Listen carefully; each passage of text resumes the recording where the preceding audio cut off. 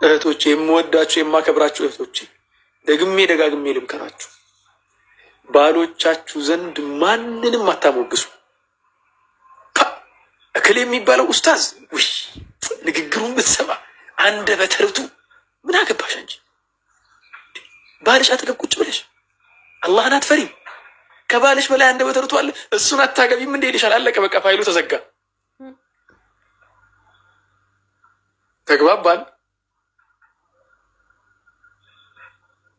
አልፈለገችውም አይደለ?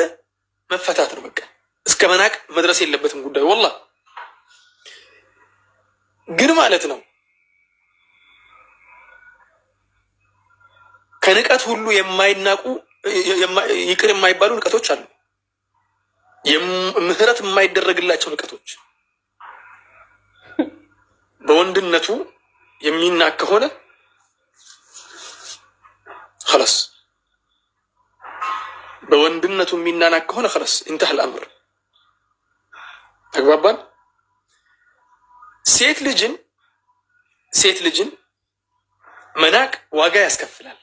በጣም ዋጋ ያስከፍላል ሴት ልጅን መናቅ።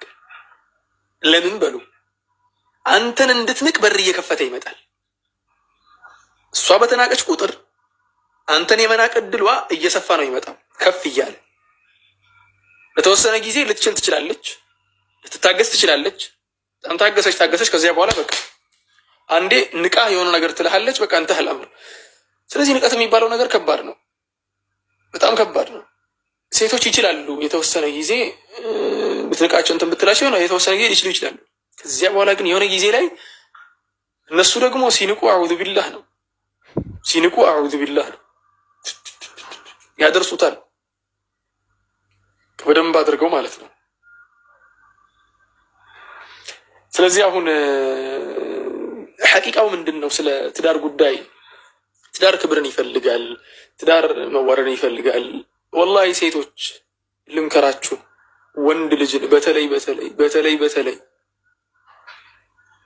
ሚዲያ ላይ የሚታወቅን ሰው አጠገቡ አታሞግሱ፣ ወይ ደግሞ እሱ በቅርበት የሚያውቀውን ሰው አጠገቡ አታሞግሱ። ተግባባን?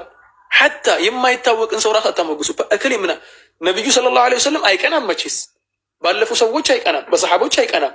ከቀናም ችግር የለውም፣ ጥሩ ነው። ግን በህይወት ያለን ሰው እሱም ያውቀውን ሰው አጠገቡ ሆናችሁ